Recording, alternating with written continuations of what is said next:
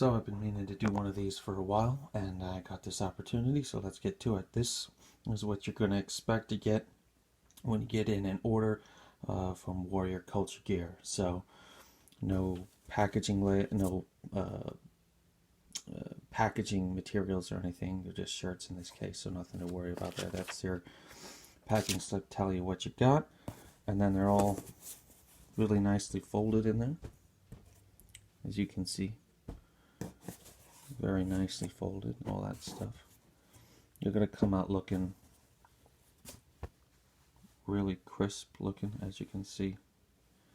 Nicely folded. No kind of material tucked in the shirts or anything like that. No cardboard or anything. Just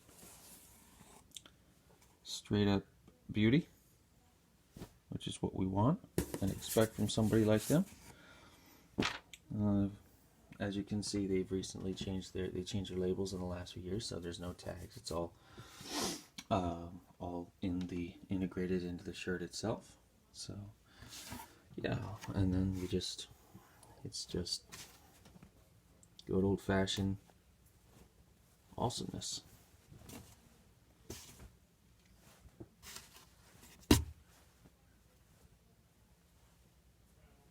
Look at that detail. Same deal. Or this one.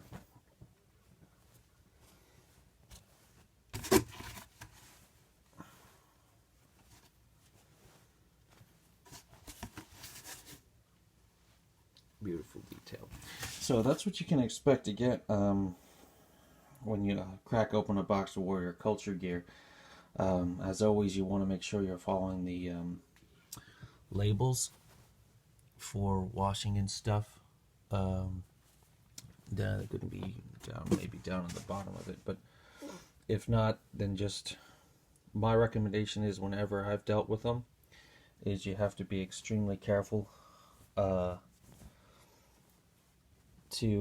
basically, I don't wash Warrior Culture Gear shirts, no matter which one you're dealing with.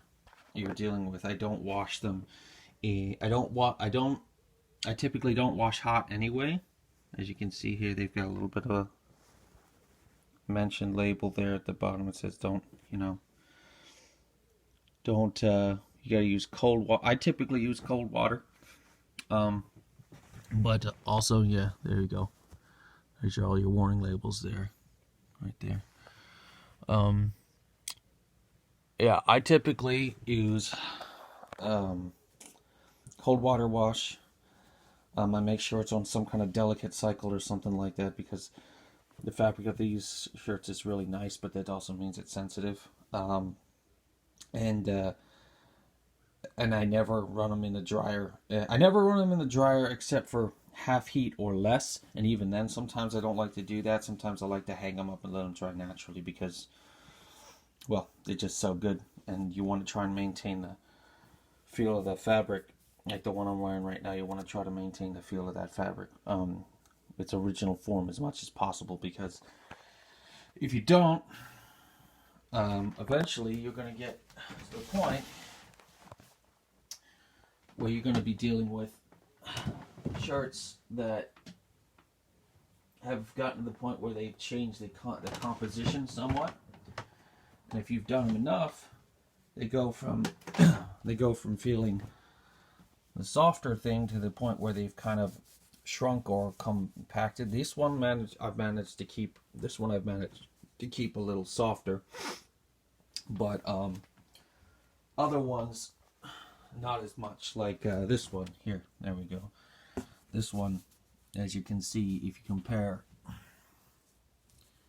get the thinness of that fabric there to the thickness of this one. Exposure to the heat, typically, it doesn't ruin them. It doesn't ruin them, but as you can see, it definitely changes the whole form and fit and feel of them. So that's something you definitely want to keep an eye on. Other than that, yeah, as you can see, they're just really awesome designs, high quality shirts, and there's nothing much to complain about them whatsoever. there are starting to be more companies like WCG out there when it comes to shirts and patterns and designs, but they're almost, most of them are all veteran focused, or military specific, or just generic patriotism, which I don't have those are awesome, obviously, but only WCG truly actually delivers when it comes to ethos outside of just the military experience. Anyway, so yeah, that's I've been wanting to do this for a while. This is what you get when you crack open a box of Warrior Culture gear. Yeah, super awesome designs. Quality is always top notch. Just be careful how you handle them. I typically end up avoiding deploying these shirts in any kind of rough environment, but that's up to you, obviously. And there you go. There's my favorite design brand, Warrior Culture Gear. Check them out, and I'll catch you next time.